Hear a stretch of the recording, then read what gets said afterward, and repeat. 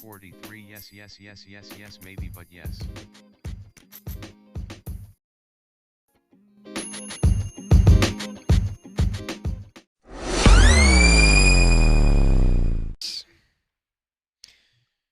Okay, so we're recording now. All right. Guess we should This do. is an intro. Yeah, I guess we should do our intro.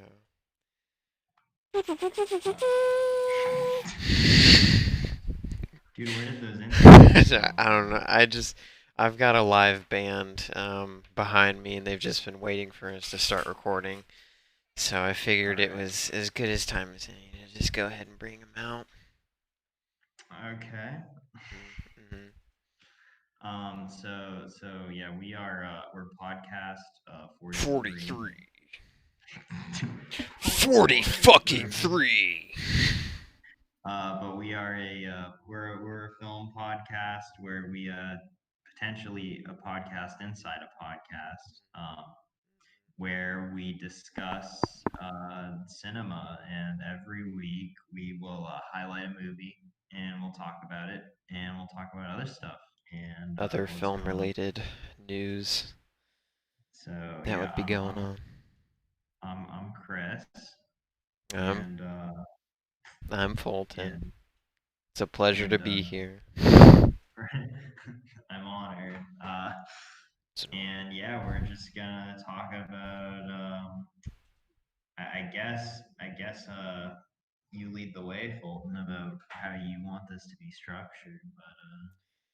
Well, this is the first one, so anyone listening to it would know that and stuff like that. It's not a very definitive statement, but um, I'd like to just kind of play around with it. So whatever we think works, we can just keep like going off with it. So my rough idea was that we do news and then we would I know we talked about it before, but we'd like talk about a little bit of film news that's been going on, and then Yeah, our featured movie today is Robocop, one of Chris's favorites.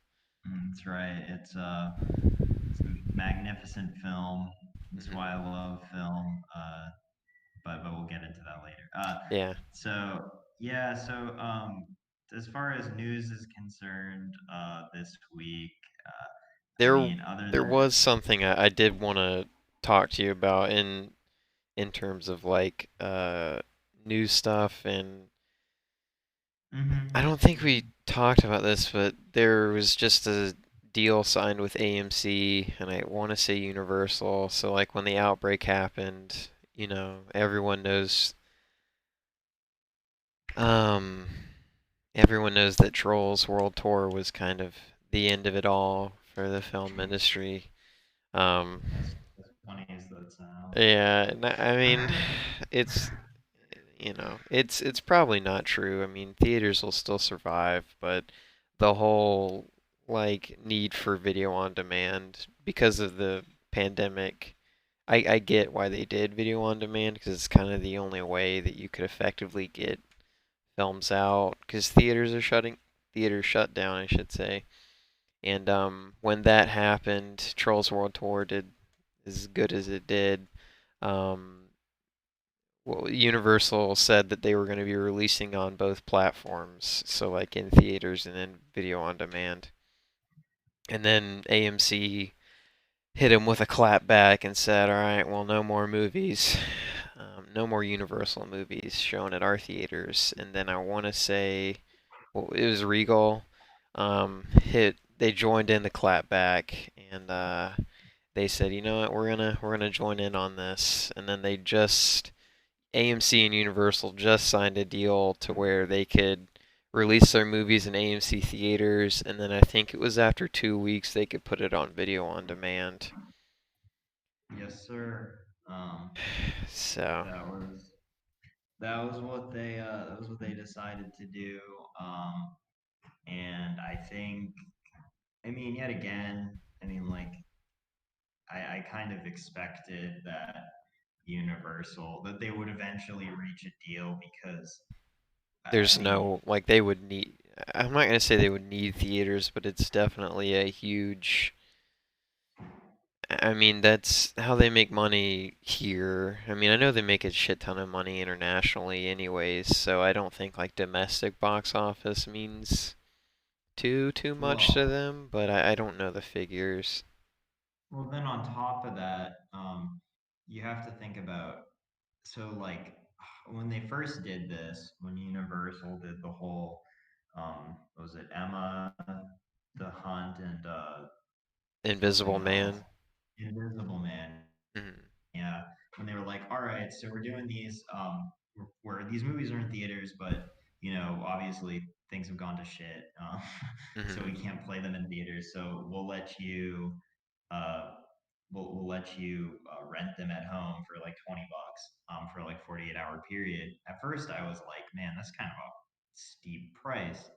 But if you think about it, if you have friends over and you all split the cost, that's like not a lot of money to watch a movie that's just out, and they're definitely losing money on that. I mean, like if you're talking like a major city, it costs a lot of money to go to a movie like in like New York or even Atlanta, LA. Yeah. But 20 bucks for like a group of like five people who are spending like sub $5 a person to watch a movie is not a lot of revenue. So they can't really survive at the way that they operate Yeah. with that. Yeah, no, I mean I agree. So I guess what I was trying to say was that the domestic box office is important, but I know that they do like that's internationally like their films are still doing really well even while they're being put on. Because I want to say I know they're releasing Tenet internationally. I think it's already been released. I could be wrong, but I know they're going to be I don't releasing think that one. yet. Um, Yeah. it's going to be released internationally and then in select theaters here, and then eventually, uh, I don't even know how. I don't really know how that um the rollout of that movie is gonna go. I mean, they're probably gonna. I have a. It's. It looks like they'll be in the red. Honestly, Yeah, I Warner mean, Brothers. well, I mean Christopher Nolan, he's so I get it.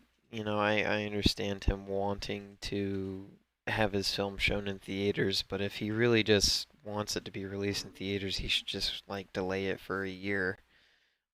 Like I want to see Tenet, but I'll admit I can wait, you know? Like it's not Yeah, it's not. yeah. It's not. Yeah, like I mean, Like I there's don't. another Rob Pattinson movie coming out, so I think people will have their fill of Rob until the next year, and then the year after Tenet will be because I want to say the delayed Batman by like a year or two, or I know they're not even done It's, filming, but sounds about right. Yeah, yeah, I mean, so I think people. Well, I do want to see David. Is it David Washington?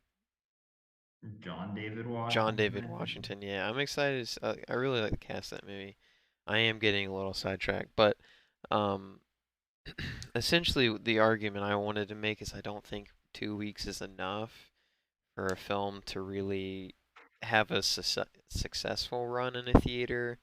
Um, and I also believe Yeah. it's kind of like saying you can have a piece of chocolate if you just wait an hour. Like people are just gonna wait, Well, and I if think they, yeah. if anything, it's going to ramp up advertising for movies because they want people to go out and see them in theaters and get people hyped up about them as soon as possible. They have Mhm. a 14-day window where people will do that. And so, that's going to come with its drawbacks and its benefits as Mhm. well. But um, at the end of the day, like I said, this was kind of an inevitable thing. And Yeah, true. I don't know. I mean, like, especially with like, Because once things streaming change, services. you can't really go back. Like the pandemic forced, like essentially, I mean, a lot everything to change. And then so, I mean, once you start releasing videos on demand, you can't just say, okay, well, we're just gonna go back. Like people already Yeah. have built a taste for, you know, well, people have already had a taste for watching films at home and just streaming films at home, and now it's just been made easier. So, But it's like they've even gotten they get like the auteur director types for like at home releases mhm. in a lot of ways. So I don't really see I Like see Dave it kind of Franco, I agree. like like Dave Franco. I don't want to spread any hate. I haven't seen the movie yet. I just, just joking. It was like you have Sofia Coppola with her movie that comes out on Apple I TV saw Plus. I saw a weird. Oh, you have Tom Hanks. He's writing. Oh, Got Greyhound. yeah, got Greyhound out. Um, and so you of course you had The Irishman last year. You had Mhm. Marriage Story. You Yeah. know both. You know Noah Baumbach and one for and especially Martin Scorsese. Mhm. Very big name players. Charlie Yeah. Kaufman Netflix next is month. killing it right now, man. With just with the movies they're releasing, I'm been pretty interested. I still need to watch Project Power. It's just I just haven't done it yet. So Project Power is one that I was kind of excited to watch because I really like Joseph Gordon-Levitt, Yeah, same but here. That's kind of the only reason I do and I like saw Jamie Foxx, but I I mean, like, and then I saw Machine Gun Kelly was in it, and I was like, oh, yeah, on Twitter, Netflix keeps posting the same like fight scene between Machine Gun Kelly and yeah, Jamie they're like, Foxx, and they say this it's scene is literally fire. fire. Yeah, yeah. Yo, when this fight scene is actually fire, uh, I was like, wow. I mean, it was kind of undermarketed too, and I don't know. yeah, it's the same thing with the he before Project Power, Joseph Gordon-Levitt had another movie, 7500, and that was the Amazon original. I still need to see that. I've heard it's like the people that I've heard talk about it have said it's pretty good. Well, Amazon kind of operates in a different realm too, because Mhm.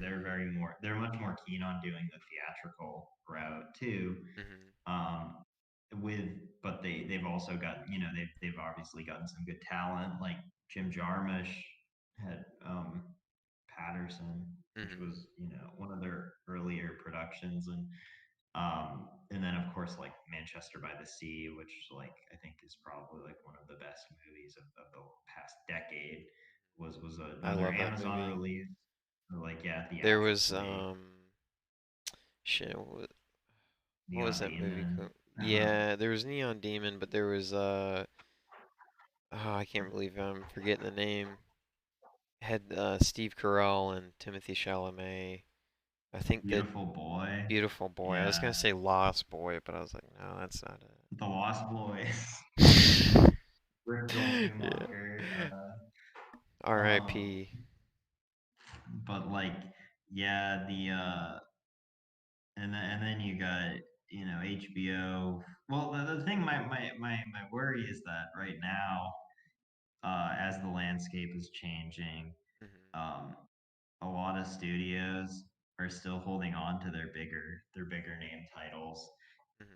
just to see if they can get them theatrically released, and they'll kind of dump their They're garbage. garbage. Yeah, on Yeah. streaming services. No, I mean Like that's the exactly. I want to. I don't. I can't tell you what the first movie to be like for a studio to be like that was garbage and they just put it off on something else.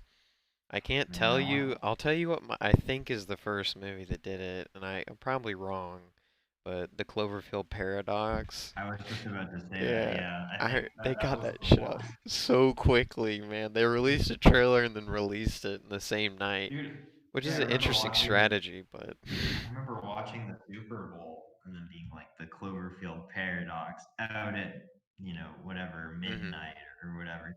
And I was like, oh crap, that's kind of cool. Like, yeah, if only and then I if I remember hearing about it too, and this is back when my cousin lived with us or with me, and I was really excited. So me and him just like the moment it dropped, we pressed play. I stayed up. I knew I had to be up early, but I was like, you know what, screw it. And then It was worth it. the movie ended, and I was like, It was. it was Ooh. that was a stinker right there. Oh, for sure. Yeah, and then there was a movie Life that came Yeah, that's out what it with. reminded me of. Yeah, Um, well, I think I want to say it came out Life after came out Life. after, but it imitated I believe almost it shot came for out. shot like the ending of Cloverfield Paradox, I want to say.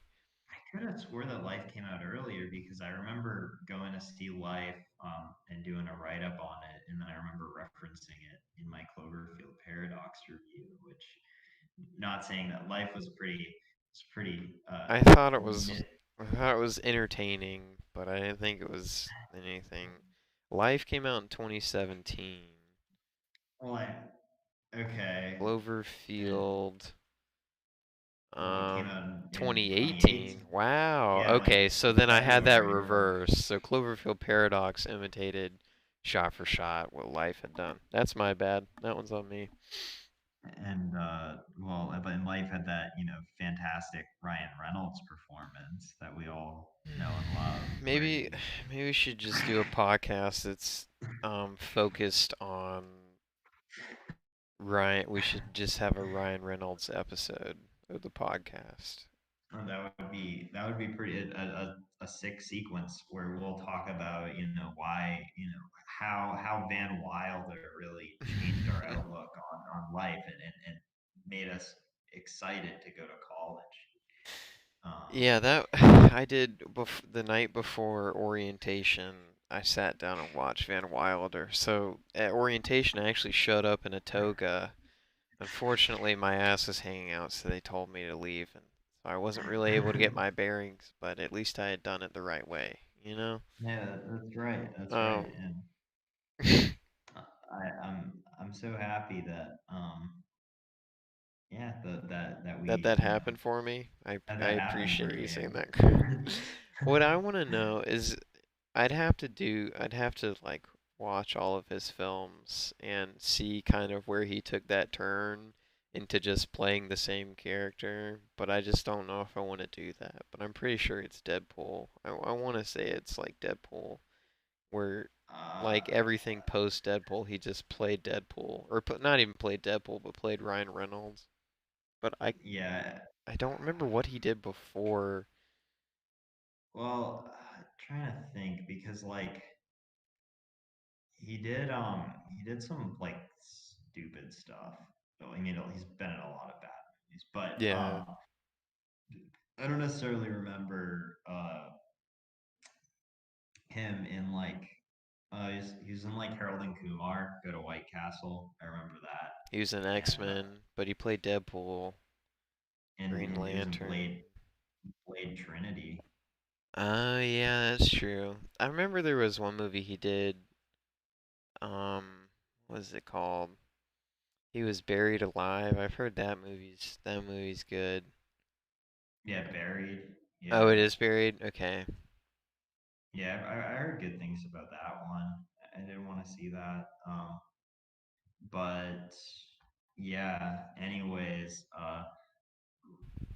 that was a bit of a digression on my Yeah. part. But No, it's okay. long story short, um, we're big Ryan Reynolds. We're big Reynolds heads. We're uh, But now we feel so betrayed, now we feel essentially. betrayed We feel betrayed that he is that he this sat out that of he the well, Van we feel Wilder betrayed because he didn't have a bigger sequel. role in Hobbs and Shaw. That's Essentially was true. what was going on. Man, So I completely forgot he was even in Hobbs and Shaw. what? What? How could I mean, you didn't forget the other awesome cameo, did you? Oh, well, I don't want to spoil it for our listeners because it really does That is true. take a It long really does come out of it comes out of nowhere, and it's you know what? There's few it, cameos that I look at and I say this is the perfect cameo. That for sure is the perfect cameo. yeah, I would agree. Yeah. I would definitely agree. Better than even the whole entire Soul Plane. A Better that there was the main character. nice little Uh, hint. um, uh, yeah. but yes. So, what else did I want to? I guess I wanted to touch upon. I wanted to touch upon the whole 15-cent ticket thing. This coming Friday, AMC is going to reopen in states that it can reopen. Yeah, I I was don't looking know. at Fandango and I couldn't find any like openings. So I don't know Yeah, if it's happening where I'm at. So who knows? yeah. I mean, I could.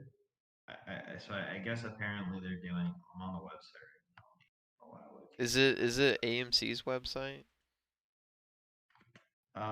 yeah, I'm on AMC's website. Okay. Well, I But checked if Fandango. That was probably a bad idea. I should have started at should have started at AMC. I suppose Unhinged. Inception is having a 10th anniversary event. Huh. you'll get your Nolan fix. All right, so it looks as if they said they're at 40% capacity or less, and I can get uh what?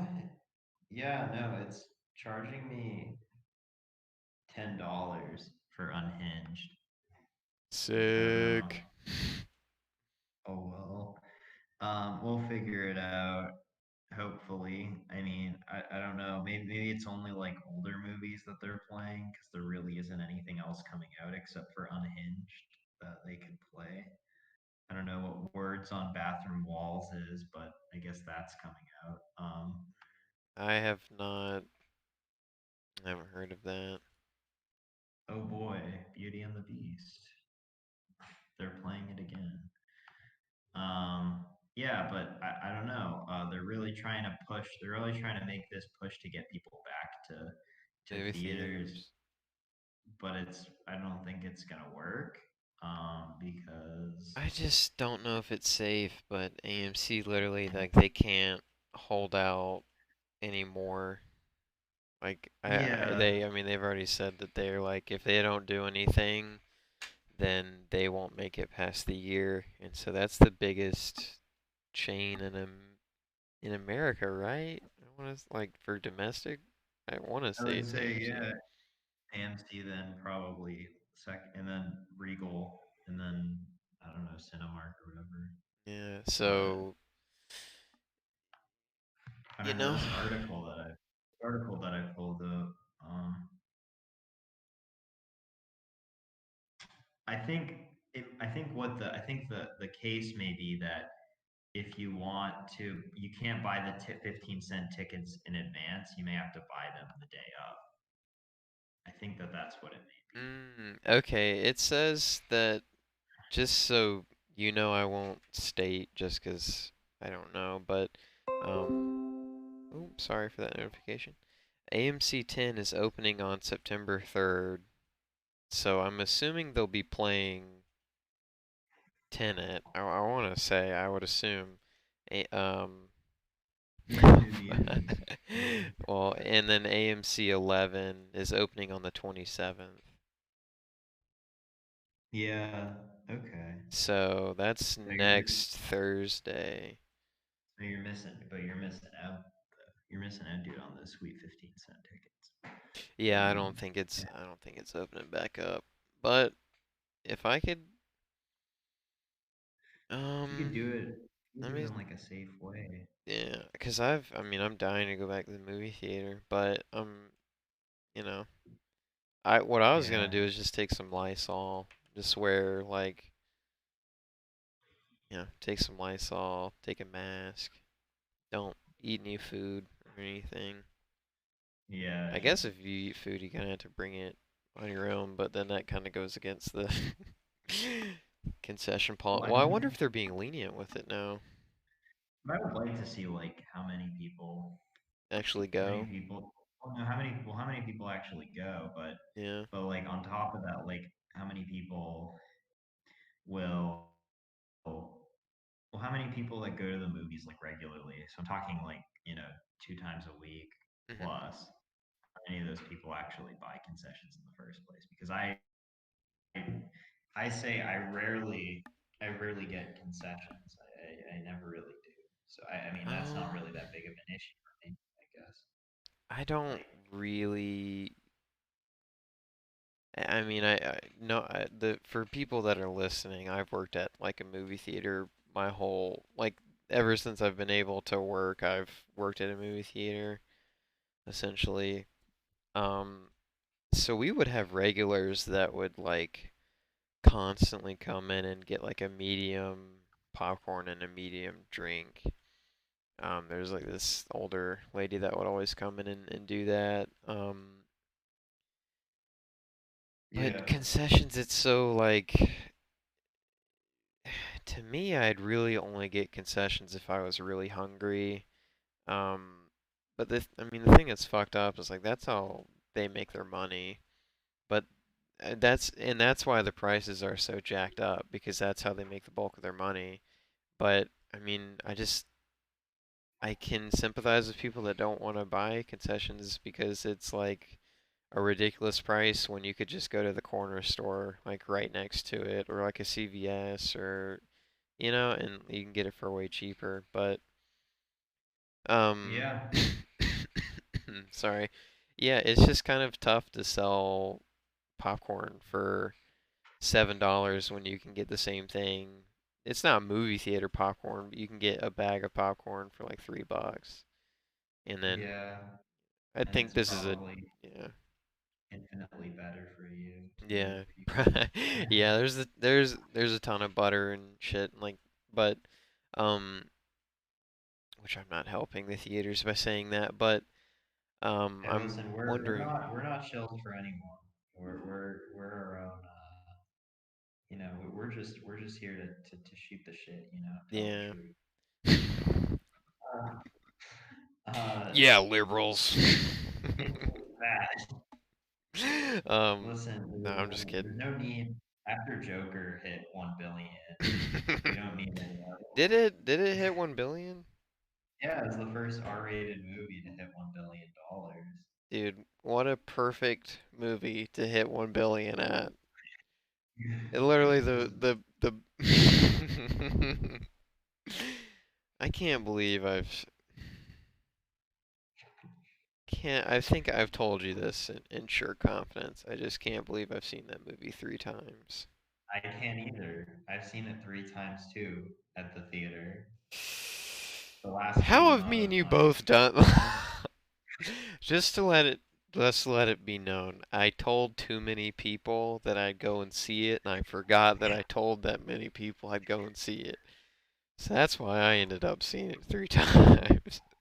I just remember like going to see it, going to see it once with people, and then seeing it again. And these are with friends that I mean, everybody watches movies, but like they're not like big film Yeah. goers. And so like one of my friends really liked it, and he wanted to go see it again. And we were hanging out, and I was like, all right. So I spent like $20 in Atlanta to go see Joker for a second time. And then the third time I saw it in a theater again with people because somebody hadn't seen it. So yeah, I mean there are worse movies to watch That is true. 3 times in It's a not short the window. worst movie. I just remember the first time I saw it, I liked it. Like I thought it was good. Um, but I couldn't really tell what it was trying to say. The second time I found it really funny. Like I just thought I don't know if I couldn't take it serious or I just thought it was like a really funny dark comedy. And then the third time I watched it, I was just really depressed. It was like it just like really saddened me. I was like, I don't know if I can't tell if it's like funny or if it's serious or if Well, what it's now trying to say or like I mean yeah, now I'm kind of in that same. I'm in the boat of appreciating it as a because cultural thing. as a cultural Yeah. thing on top of well as I just think the whole thing is funny now. Like I think Yeah. that Like when it came out, everyone on the news was they were like warning people not to go see it because there'd be crazy people there and they were like we're sure something is gonna happen. If you go to this movie to see it tonight, you will definitely be shot in a theater. It's just like, well, it's one of those tough things because with everything that happened with Batman, I understand people warning people about it, but I think I don't know. yeah, I I don't know. It was mean just like I, I just think it's funny that it caused such a stir, and it's like all it really says is it says look at society and look how it treats these people, but doesn't really offer a reason as to why they're treated like that or like I don't know. I'm trying to dissect Joker in my head and I don't know if it's there is there's it's just I mean people have I have I don't want to go fully down this rabbit hole because yeah, I don't want this podcast to become the we Joker part. discuss the Joker your That is cat. true. I think me and you talked that we appreciated it visually and we really appreciated Joaquin Phoenix. And We I can appreciate it yeah, visually because compared to other superhero movies, yeah. it's like It's a high art. beautiful film, yeah. Yeah. But it's not. It's just a. I mean, it's a pale imitation of better works. I mean, I don't want to do the whole same song, same Yeah. dance kind of thing. Yeah, yeah, yeah. It's been People have talked said about like enough, yeah. yada yada yada, Scorsese, Taxi Driver, King of Comedy. Yeah. Okay. Yeah. So No, I think you meant to that say stuff, Kings of Comedy like by the Spike Lee. original Kings of which everybody should watch. It's on Netflix. It's a great time. A beloved Spike Lee film. Joint. Is it a joint or is it a film? I don't think it was advertised as a joint, but Okay. I think in my Spike Lee head canon, it's a joint. I guess we should But to switch off of mhm. society, we should switch into a different society. A dystopian society. No, it's not really dystopian. Is it a dystopian? No, it's not really a Oh, dystopian. definitely. It is? Okay, my bad. Sorry. I mean it's dystopian in the sense that dystopian but real Yeah. I was in trying to some find a ways. segue in which what in a way that we could move to our main film, RoboCop. Yeah. So, Okay. Well, RoboCop is one of the best films of the 80s in my opinion. In fact, and one of my favorite films. mhm, If you follow me on Letterboxd or at least peep my Letterboxd top four, you will see it sitting in the top four because I think that it represents a lot of what I like about movies and it's a good intro to the ideological project that is Paul Verhoeven and what he's about, at least in his American films.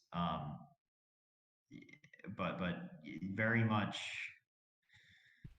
like there's a lot there, but it also works as a really good action movie, and I think that mhm, that's a really strong that's one of its strong suits because people can watch it and not even pay attention to the political subtext and still be greatly entertained. But with the political subtext, it adds another layer to the already entertaining. mhm. So Um, I had just recently seen this film like a month or two ago. So it's still relatively fresh in my mind. But I'm gonna kind of me and Chris were talking about this, but I'm kind of gonna let Chris kind of lead the RoboCop conversation. Because mhm. you know more about the film than I do, and so I'm just gonna try and kind of talk to you about or let you lead, and I'll just kind of add in here and there, because um, so my initial viewing of it, this is somewhere where me and Chris kind of, I would say, disagree. But well, I don't know if disagree is really the right word. Um, it holds a special place in your heart, and I think that's really good. And I Hmm. love that films are able to do that, and that people are able to talk about them and stuff like that. Like Joker. Yeah, I like Joker, and and so when I saw it, I actually saw the remake first, like back when the remake came out in like 2014 or something. My dad was a fan of the original 1987 movie, and so he asked me if I wanted to go, so I went to go see it. And as a kid, I enjoyed the remake, and I hadn't seen the original. Um, and so I own the remake on Blu-ray. I just haven't rewatched it. So eventually, at Hmm. some point, I'll get around to it. Which I know, Chris, has you've been very adamant that you don't believe that it should need a remake at all. Well, yes. I mean, I don't think it deserves a remake because, Hmm. and that's not to say that there aren't films that have been remade and that even like good films can get remakes and the remakes can be good. Hmm. Um, like I think a good example is Howard Hawks's Scarface, where the original is a very good movie about is a very classic example of like the 30s gangster genre and like a blueprint for what they were trying to go with in that era. But then with they took Oliver Stone and Brian De Palma took that script and that kind of loose story and did something more to it and kind of recontextualized it with the 80s in mind and switched the bootlegging aspect out for a more topical thing, cocaine. Hmm. And I think that they both kind of work as a perfect marriage of what a remake can do. Yeah, And so I think so like the RoboCop remake doesn't really have much of that social commentary that would be prevalent in the 2010s and the early 2010s, and yeah, it's more just kind of a I don't know, like a shoddy action picture that doesn't have like the effects in RoboCop. I think are endearing and still look pretty good, but yeah. the 2014 RoboCop, It's it's CG. just. Yeah, I want to say it was CGI. All I can Mhm. say or well, one thing I'll say, it's weird that Scarface is getting remade again. Um, That's true. I completely yeah, forgot that. it's I didn't it, even know. Yeah. it's weird, but in terms of how the remake matches or stands up to the original, uh, I can't really talk about the political, undertones of both films because as a kid I didn't pick up on really. I mean, as a kid I didn't really look at themes the way I do now. Hmm. And Hmm. so I can't speak for anything for the remake. And with the original, I don't really know too much about the Reagan era, so I didn't really catch up on, or I didn't really catch any of the political themes that were going on within the film. And that Uh, was mainly because, so I like RoboCop, but um, I don't know if I had a hard time focusing on it or what was really going on, but I couldn't. I felt like I didn't get as good as a reading as you did. But I know that you've watched it a ton of times, so it makes sense that you'd have a better reading than me. Um, I guess what I'm trying to say is like I don't think I ended up loving it, which is unfortunate. But everyone has their own experience with film. yeah, of So course. what I was trying to get at is how they compare um, with the original. I think you're with Peter Weller and you're with him, but you don't really see too much of his family, right? And then he gets turned into RoboCop. Is that correct? Yes, yeah. You really. you you don't really you don't see you don't see like nearly any of his family Yeah. until he has the flashbacks or kind of He walks through his old house that's for sale and yeah. everything, yeah. So with the remake, the I liked how they kind of handled his family story a little bit better, but I mean, the only real difference, like I really like both approaches. Because I think him walking through a house that's for sale and there's like this talking hologram, it was like a hologram, like salesman, right, or something.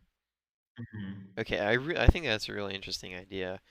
So the way they handled it in the remake was that they focused on him and his family in the beginning more, and then the accident happens. He gets turned into Robocop, and then they kind of show him trying to adapt and be a father within his, like within his family, like after it, and it just doesn't really like work the same as it used to because it but shouldn't you because he's a robot and everything but you see, I find that to uh kind of go against what at least what the message is in the in the first movie original. and the original, and what makes it effective is that like because the whole undertones are like, okay, so Detroit, obviously very crime ridden, corrupt Hmm. place, and then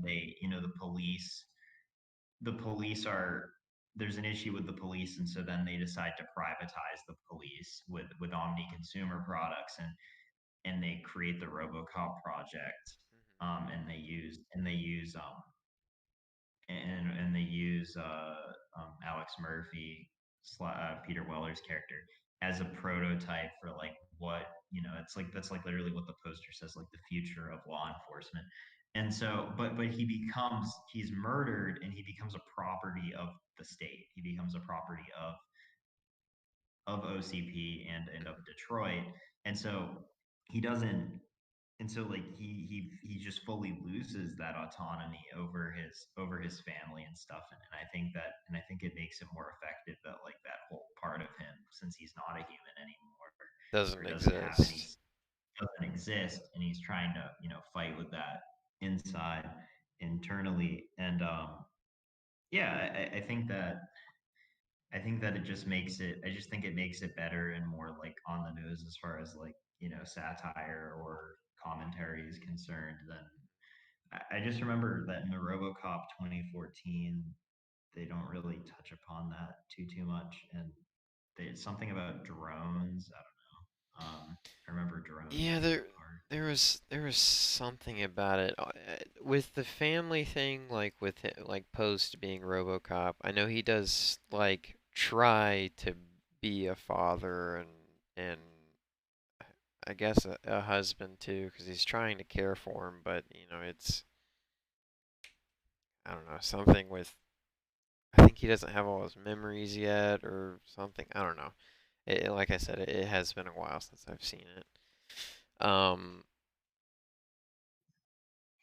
I can say that having watched RoboCop, I am excited to see the rest of um, the director's work. Like I've always wanted to see Starship Troopers, I just haven't gotten around to it. Same thing Well, with Total yeah, Recall. Verhoeven. So in in a lot of ways, like the Verhoeven Trinity, the Verhoeven trilogy, Mm. I reference a lot is RoboCop, Total Recall, and Starship Troopers, and how they all kind of work in a harmonious way of kind of working off of each other and poking fun at the fears of America in the contemporary societies that they were made in, whether it be Cold War hysteria or obviously the rise of fascism in Starship Troopers, or RoboCop with Reagan era America. Um, it's yeah, his American films are very much, and Showgirls even, very much I've always wanted to see satirical. Showgirls too. It's good. I mean, it's it's interesting. Mm. It's very campy in the best way, um, but like yeah, RoboCop. Another thing that I really like about RoboCop is the fake ads that permeate the movie, whether it be the board game Nukem, where it's making fun of like the That Cold one I got. War. Yeah, Yeah. that one I did get. Yeah, that one that was pretty funny. Or Um, how they have like the news anchors and they're talking about like their laser program, which was obviously making fun of Reagan's Star Wars plan to have like space lasers and stuff, and how it like misfired and like killed somebody, and they just kind of brush over it, and how everything is hyper aggressive, but people just kind of shrug it off as normal, and it's like, but yet again, like all that stuff is very well, it may be surface level in a lot of ways. It also works because you can just enjoy it because the action set pieces are so nice and so fun. Like mhm. you just nothing better than watching RoboCop go into like a drug warehouse and like massacre like 30 people with his like huge pistol. Or um perfectly shoot someone in the in the dick, Genitals. Yeah. the genitals. Yeah. Um, just to just because I'm interested, I know Total Recall was remade with Colin Farrell. Was Starship Troopers remade? Never remade, but they made Like a ton of sequels. like three, I think. I think all direct to video, but I haven't watched any of them. It doesn't seem like, I don't know, I'm just not interested. Yeah, Like because I feel like in a lot of ways the sequels probably ignore the the message. whole the message of the movie and why it works so well as a propaganda film. Um, But yeah, I don't even know if like any of the let me see, is Casper Van Diem or any of them are in Starship Troopers. And they made like a sequel. I know Or they, You were saying, yeah. Sorry, what were you saying? I was just saying that they made a sequel in like like maybe 3 years ago, and it was all animated, and the animation looked pretty ugly. Oh, I guess speaking of sequels, I mean, RoboCop had Two. three, two. Okay, so it had. Well, Mhm. and like mini series stuff. Yeah, I saw that they had like there was like a show called, was it Private? What was that show called? It was like Private Investigation or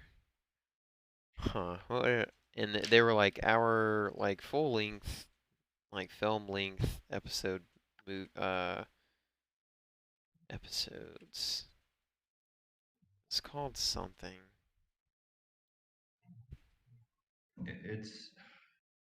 It's something along the lines of RoboCop Prime. Yeah, RoboCop Prime Directives is what it was called. Oh, that's it. There was a RoboCop show too as well. Yeah, there was a children's show um, actually in the Looks 80s. looks weird. Well, it's funny that back in the 80s they would like make shows based off of adult properties. Like there's the Toxic Avengers show for children called Toxic Crusaders, Mhm. and RoboCop, and like those movies are like especially Toxic Avenger, something that I wouldn't want to show Yeah, any child. no. Like, Well, no I child should mean, be watching.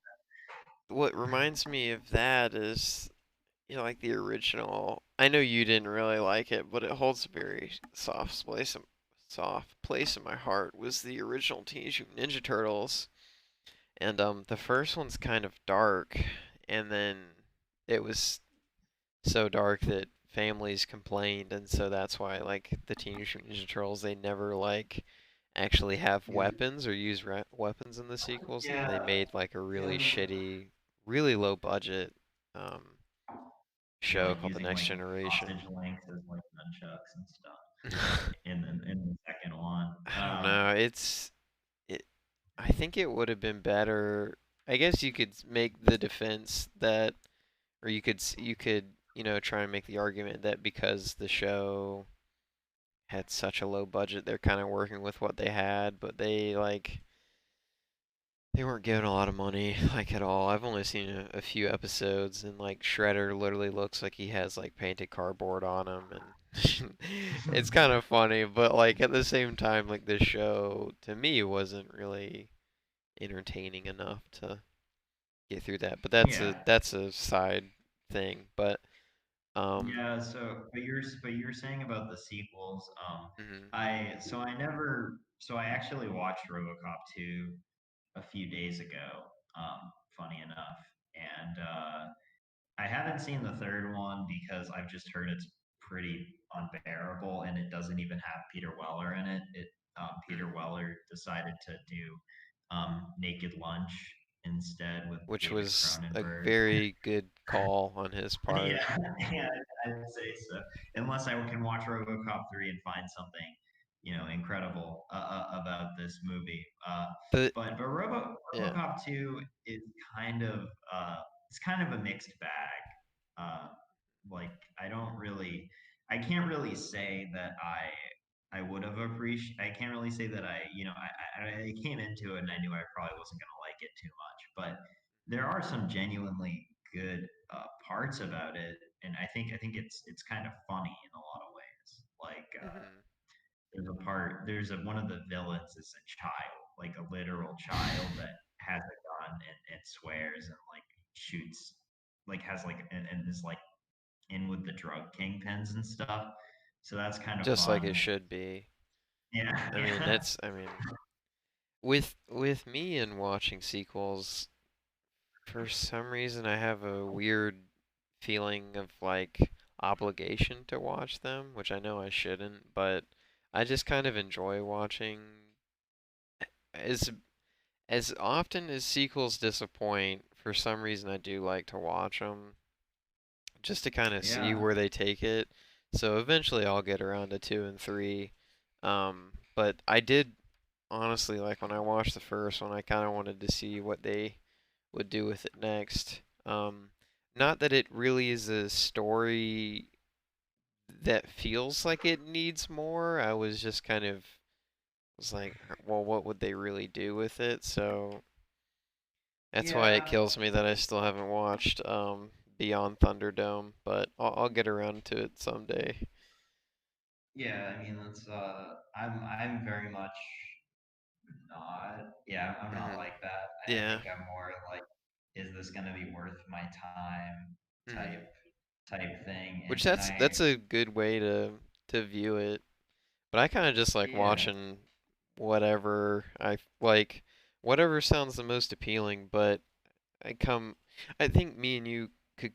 Well, I mean, I this is how I kind of look at it. Like even if a movie's super shitty, there might be something um good that you can kind of take away from it.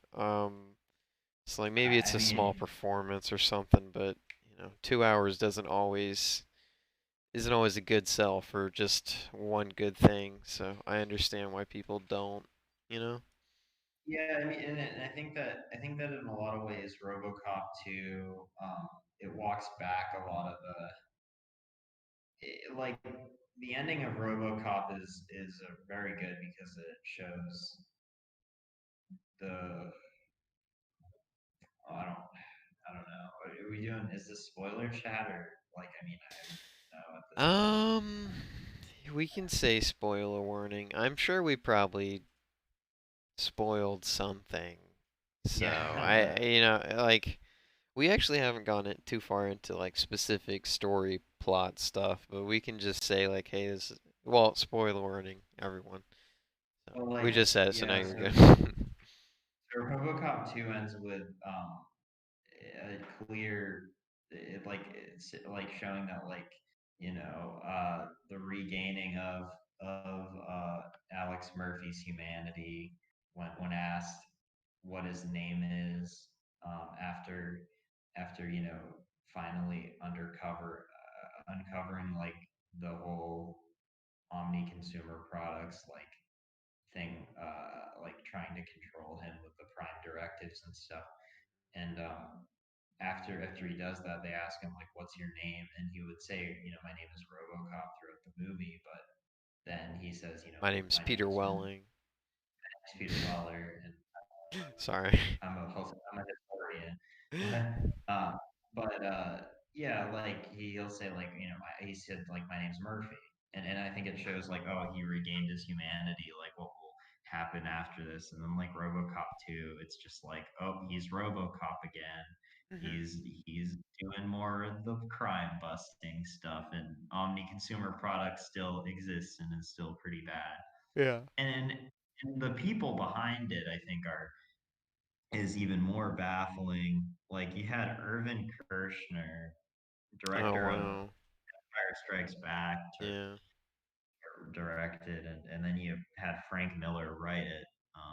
So I just think it could have been a lot better. But anyways,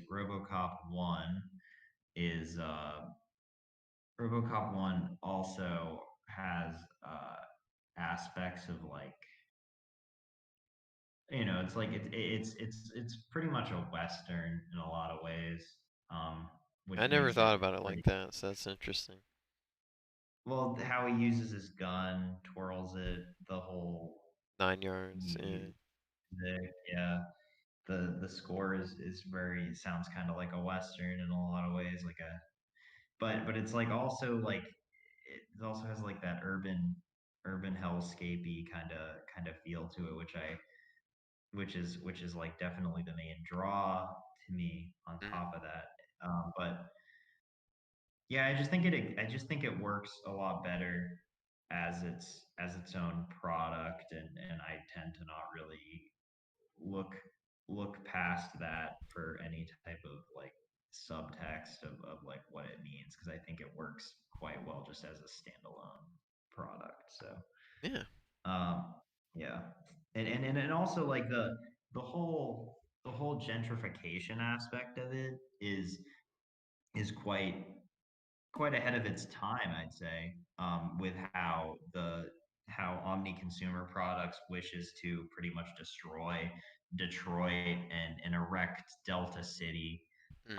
and it's like that is in the 80s. I mean, I wasn't around, but it probably wasn't as pervasive as it is now with how gentrification is and how it's like we look at we people these corporations and stuff will destroy these places that are not in the best shape but just kind of move all the people that are living there out and don't try to better their situation but try to build something better for the people that are of upper class. Hmm. I mean, But that's yeah, like yeah you can go. yeah. No, I think you're definitely. I'm sorry. I think you're definitely onto something because there's something. There's. Well, I might be getting off topic, but there's a place like that where where me and you live, right? The Yeah. Starland District, and that was a place that kind of had like it was. I think that was is it its appeal because it was a neighborhood, and all the businesses there acted like a neighborhood, and then now you kind of see um you can see it becoming more of a I almost want to say like a like a hipstery kind of like Yeah. um it's taking like the thing that made it cool in the first place. I think I'm getting off topic, but No, you know, that's fair. That's what yeah. RoboCop is. That's what Delta City is. That like, and it's like that aspect of the movie, and then the whole the whole thing about how you can almost see like the resurrection of RoboCop to be almost kind of in a way Mm, Christ-like in some ways with how he is resurrected. It's kind of subtle, um, but still, I think that that's also an important theme of kind of like a messed up Christ-like figure Mhm. that, or the Christ-like figure for our age or for that age where he's celebrated by the media on TV as being this great, police officer and stuff, obviously just completely circumventing um, the law Mhm. and being a and just killing people left and right and stuff, but like kids cheer him on, and when asked, like what, like, Robocop, what do you have to say to the kids, like at that part where they interview him at the TV station, he's just like, stay out of trouble and stuff. It goes like, oh, look, at the media will celebrate this, but like it's so messed up, like Yeah, in I so mean, many 'cause he literally slaughters like I dozens mean, of like people. a ton of people. Yeah, Uh, I didn't think about that. That is interesting. How the media and can, yeah, yeah. but I think that this is the um yeah, the whole, trying to think of what else. You have anything else to have anything else to say about it? Um, no, not at the moment. Not at the moment. Hmm. Um, I love Yeah. sorry, love me some Kurtwood Smith. That's for sure. Oh, also Yeah. there was I know I always forget his name, but I do love him. Ray Wise. He's a great actor too.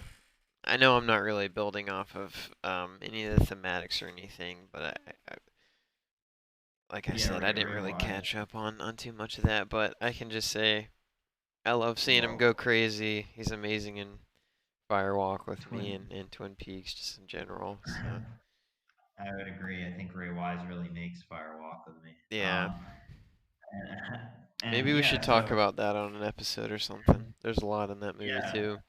there's definitely a lot to talk about. I think I Yeah. was actually having a discussion with people today about how you can kind of look at the influences that Fire Walk with Me and Lost Highway have with each other. So that would be fun.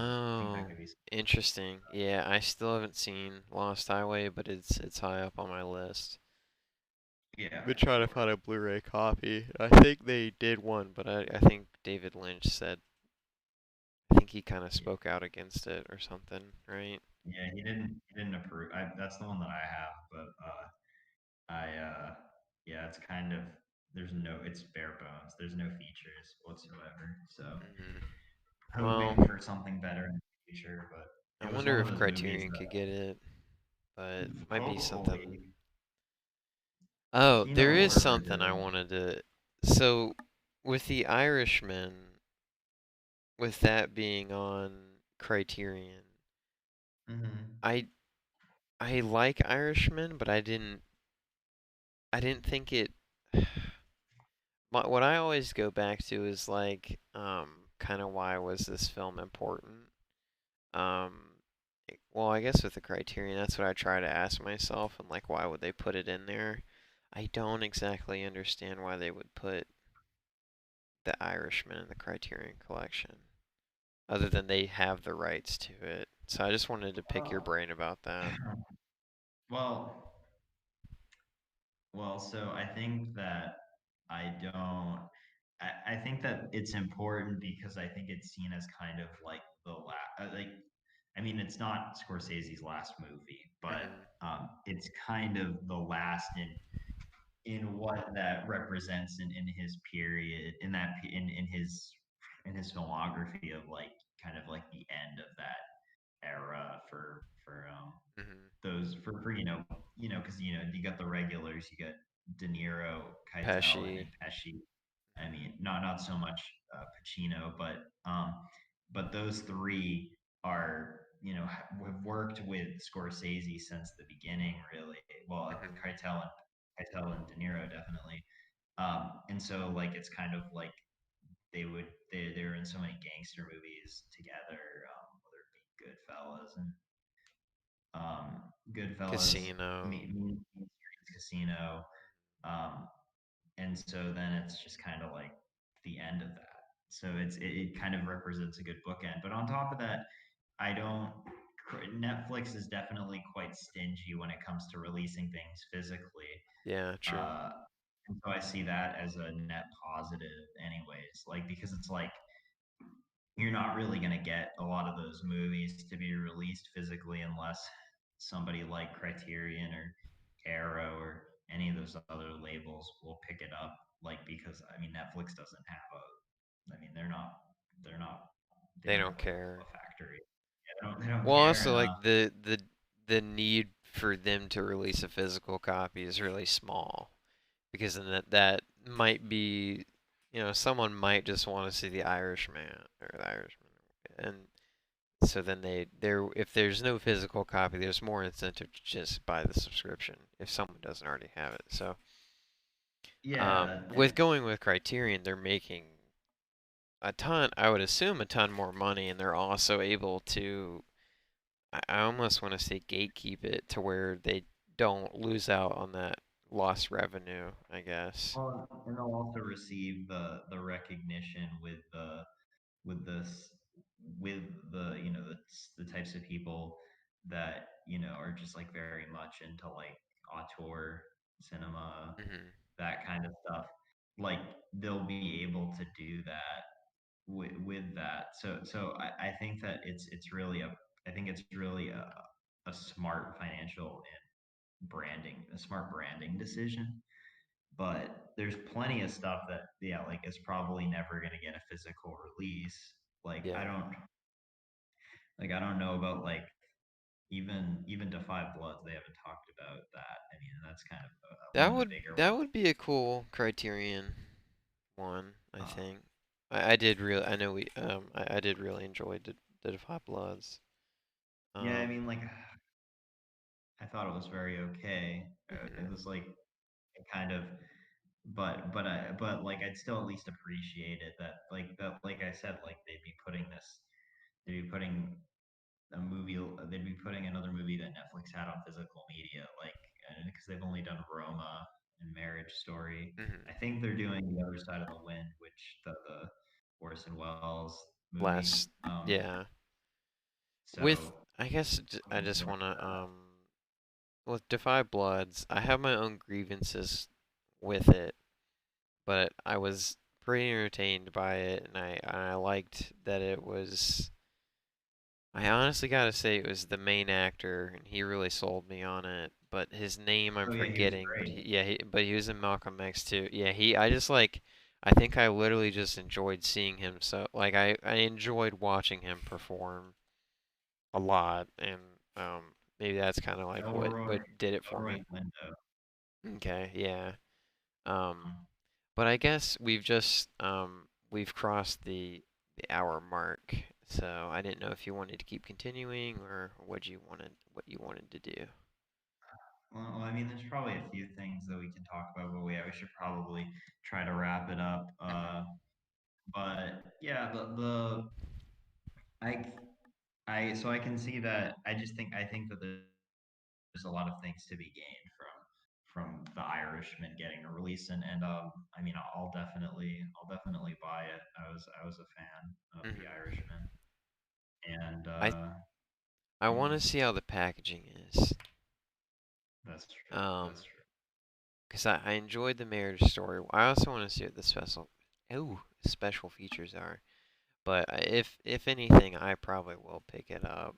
Um, does Scorsese have? He doesn't have many other Criterion releases, does he? He just has Last Temptation and Age of Innocence, I think. Okay. Which I do want to see both of those. I've never seen Age of Innocence, but that Last Temptation one's there are a few features on it.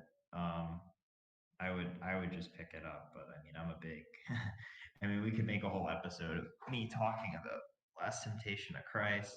Yeah. Definitely. Yeah. Um, but yeah, the as far as other things are concerned, I can't think of anything else to touch upon.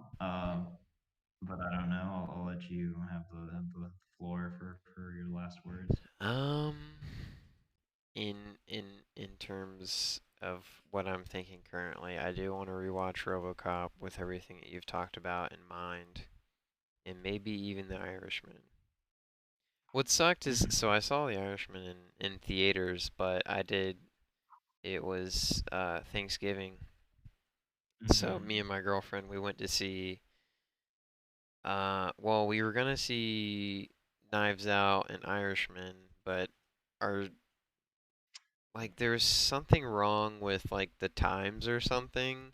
So we had it timed up perfectly, and then one of the showings didn't have seats together. I think was the thing. So we had to do a little bit later of a showing for Knives Out, and so I missed the first 20 minutes of The Irishman.